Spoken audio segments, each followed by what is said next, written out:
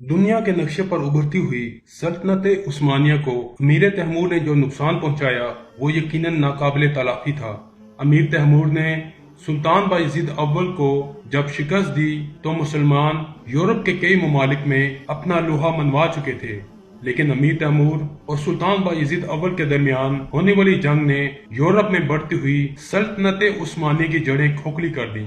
Ankara की जंग में पहुंचने वाले नुकसानात के असरात इतने शदीद और गहरे थे कि सल्तनत में नई फतुहात का सिलसिला तकरीबन अगली निस्फ सदी तक रुक गया।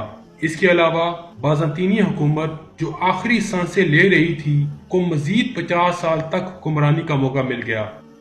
दूसरी तरफ अनातोलिया में अमारात की बगावत को कुचलते कुचलते और जो इलाके सुल्तान बायजीद अव्वल ने फतह किए थे उन्हें दोबारा मफ्तूह होते होते 70 साल का अरसा लगा और एशिया की तरफ सल्तनत की बढ़ोतरी में 115 साल का तवील अरसा गुजर गया।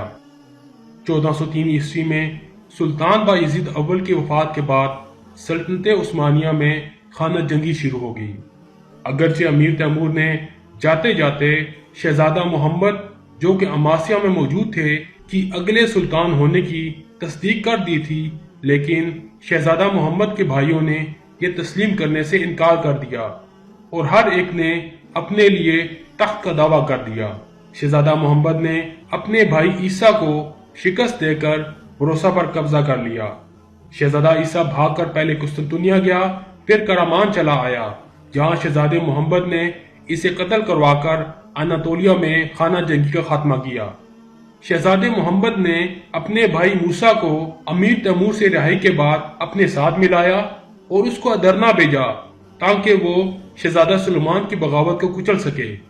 शहजादा मूसा ने शहजादा सुलेमान को शिकस्त देकर कत्ल किया। शहजादा मूसा ने कुछ अरसा बाद अदरना में खुद मुख्तारी का ऐलान कर दिया और साथ ही कुस्तुनतुनिया का मुहासरा भी कर लिया। कुस्तुनतुनिया के बादशाह ने इस बार शहजादा मोहम्मद से मदद मांगी क्योंकि सल्तनत उस्मानिया और कुस्तुनतुनिया के दरमियान एक दूसरे पर हमला न करने का मुआहदा तय पा चुका था।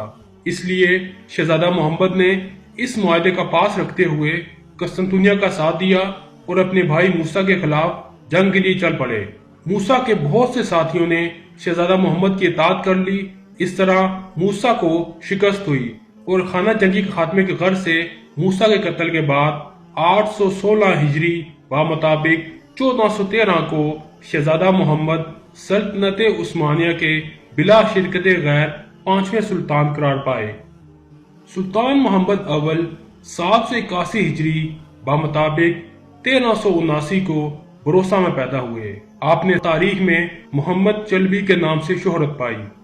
सुल्तान मोहम्मद अव्वल ने अपने दौरे हुकूमत में 24 जंगों में शिरकत की और 40 जख्म खाए। सुल्तान मोहम्मद का दौरे हुकूमत 8 सालों पर मुहित था, जो सल्तनत के इंतजामी अमूर को दुरुस्त करने और बगावतें कुचलने में सर्फ हुआ। आपने सल्तनत के शराजे को बिखरने से बड़ी महारत से काबू पाया, इसीलिए इनको मुअस्सिस सानी यानी दोबारा बुनियाद रखने वाला भी कहा जाता है। आपका हज़्म एहतियात और सब्र बर्दाश्त आपको दूसरे सलातीन से मुमताज करता है। इसका अंदाजा इस बात से लगाया जा सकता है कि करामान के इलाके के अमीर ने जब खुद मुख्तारी का ऐलान किया तो उसे गिरफ्तार करके सुल्तान के सामने पेश किया गया, तो सुल्तान ने उसे माफ कर दिया। वापस आकर फिर उसने बगावत की, फिर सुल्तान के सामने पेश किया गया तो सुल्तान ने दोबारा उसे माफ कर दिया। सुल्तान मोहम्मद ने एशिया और यूरोप की बगावतों को सर किया और एशिया के बाज़ अमारात को अताअत पर मजबूर किया जिनको अमीर तैमूर ने बगावत पर उकसाया था। ये अमारात दोबारा उस्मानी सल्तनत की अताअत और दोस्ती का दम भरने लगी। सुल्तान मोहम्मद ने दारुल हुकूमत अदरना से दोबारा भरोसा मुंतकिल किया। सुल्तान मोहम्मद के ज़माने में एक बहुत बड़ा फितना बदरुद्दीन की सूरत में जाहिर हुआ। बदरुद्दीन ने मुसलमान आलिम का रूप धार रखा था। वो सुल्तान मोहम्मद के भाई मूसा के लश्कर में था और उस दौर के दौलत उस्मानिया के सबसे बड़े मनसब काज़ी उल अस्कर के ओहदे पर फाइज था। उसे शहजादा मूसा ने अपना मुकर्रब खास बना लिया था, जिसकी वजह से वो लोगों की अकीदतों का मरकज बन गया था। اس نے بہت سے حرام کردہ اشیاء کو حلال قرار دے رکھا تھا۔ اس کے عقیدے کے مطابق سب انسان بھائی بھائی ہیں، تمام مذاہب یکساں اور برحق ہیں، اور ان میں سے کسی ایک کی پیروی سے کائنات کے خالق اللہ رب العالمین کی رضا اور خوشنودی حاصل کی جا سکتی ہے۔ یہودیوں کی فری میسن کی تحریک کے بھی یہی عقائد تھے، جنہوں نے سلطان عبد الحمید ثانی کو معزول کروا کے ملک بدر کرا دیا تھا اور بعد میں فلسطین پر قبضہ کر کے اسرائیل کی بنیاد رکھی تھی۔ بدر الدین کی اس دعوت پر بہت سے جاہلوں، نا سمجھوں اور ابن الوقت لوگوں نے لبیک کہا۔ بدر الدین کے ایک مبلغ پیر کلیجہ جو دراصل یہودی تھا نے کافی انتشار پھیلایا۔ جب سلطان محمد کو اس کی خبر ملی تو انہوں نے اس کی سرکوبی کی اور وزیر خاص بایزید پاشا کے ہاتھوں اس کو شکست ہوئی اور اس کا خاتمہ کیا۔ اب سلطان محمد نے بدر الدین کو آڑے ہاتھوں لیا۔ بدر الدین کے حواریوں کی تعداد ہزاروں میں ہو گئی تھی۔ سلطان محمد اس فتنے کو ختم کرنے کی غرض سے بذات خود میدان جنگ میں کود پڑے۔ بدر الدین کے لشکر کو شکست ہوئی۔ سلطان محمد بہت محتاط اور دور اندیش تھے، اس لیے بدر الدین کو زندہ گرفتار کیا گیا۔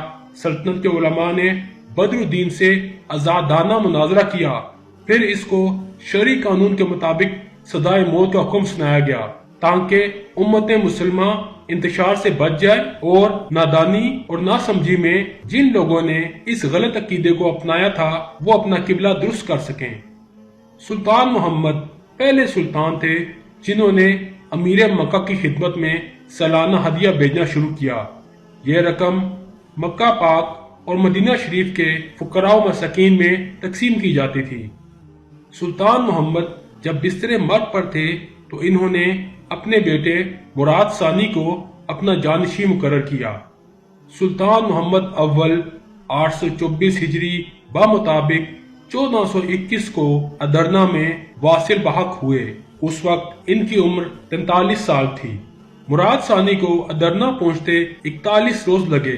اس دوران کسی بھی ناخوشگوار واقعے کے رونما ہونے کے سدے باب کے لیے سلطان محمد کی وفات کو خفیہ رکھا گیا۔ آپ کو بھروسہ لا کر دفن کیا گیا۔